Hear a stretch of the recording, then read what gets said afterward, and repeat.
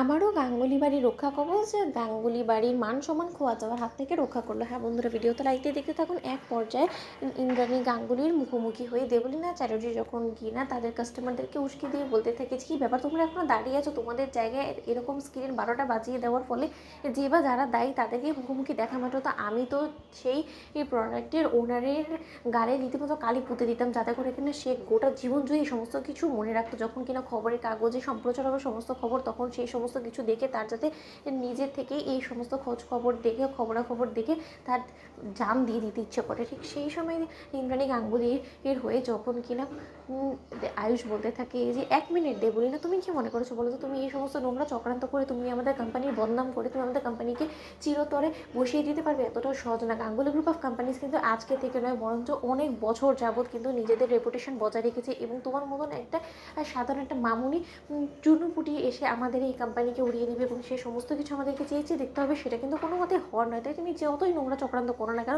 এত সহজে আমাদেরকে দমাতে তুমি পারবে না। ঠিক সেই সময় যখন কিনা এক পর্যায়ে দেবলীনা উস্কানিতে সেই কাস্টমাররা যখন কিনা ইন্দ্রাণী গাঙ্গুলির দিকে কাদা ছুড়তেই নেবে, ঠিক সেই সময় সেখানে এসে সেই কাস্টমারের হাত চেপে ধরে কুসুম, এবং কুসুম বলতে থাকে যে খবরদার এত বড় আস্পর্ধা কোনো মতেই দেখাবেন না যে আমার দেবী মেয়ের গালে আপনারা কালি পুঁতে দেবেন। এবং প্রেসের লোকেদেরকে কুসুম যখন কিনা বলতে থাকে যে আপনাদেরও বলিহারি যে লজ্জা করেন, আপনারা কয়েকটা টাকার বিনিময়ে টাকার প্রলোভন কি দেখালো।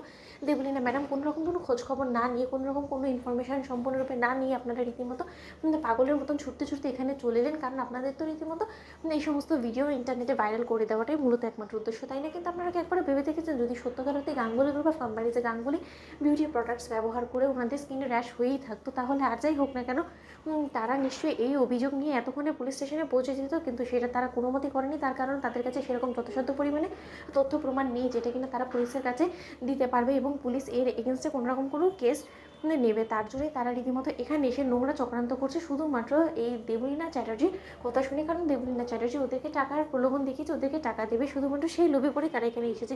এবং আপনাদেরকেও বলে হারিয়ে যায় যে আপনারা যদি এখন ভালো ভালো এখান থেকে না বিদায় হন, তাহলে কিন্তু আমার থেকে খারাপ কেউ হবে না। কারণ আপনারা ভুলে যাবেন না যে গাঙ্গুলি গ্রুপ অফ কোম্পানিজের ব্র্যান্ড অ্যাম্বাসেডর আমি, এবং সেই ব্র্যান্ডের প্রত্যেক কটা প্রোডাক্টস আমার স্কিনে ব্যবহার করার পরে কিন্তু সেটা বাজারে লঞ্চ হয়, এবং সেই প্রত্যেক কটা ব্র্যান্ডের প্রোডাক্টসগুলো আমার স্কিনে ব্যবহার করা সত্ত্বেও আমার স্কিনে কোনো রকম কোনো যেখানে সাইড এফেক্ট হয়নি, সেই জায়গায় আপনাদের স্কিনে কী করে বা সাইড এফেক্টটা দেখা দিল বলুন তো? এবং এই সমস্ত কিছু যদি আমি একবার থানায় গিয়ে প্রমাণ করে দিই, তাহলে আপনারা আদালতে গিয়ে কোনো রকম কোনো কিছু উদ্ধার করতে পারবেন বলে তো অন্তত আমার মনে হয় না। আরও একটা কথা বলে দিচ্ছি, আমি বেঁচে থাকতে আমার দেবী মায়ের গায়ে যদি কেউ কালি ছোড়ার চেষ্টাও করে, তার হাত আমি ভেঙে গুঁড়িয়ে দেবো, এই আমি বলে রাখলাম। ঠিক সেই সময় এক পর্যায়ে যখন কিনা প্রেসের লোকেরা এবং পুলিশ সেখানে এসে কোনো কিছু উদ্ধার করতে না পেরে এক পর্যায়ে মানে তার বিদায় হয়ে যেত। বন্ধুরা, লাইক শেয়ার করো, সাবস্ক্রাইব করো।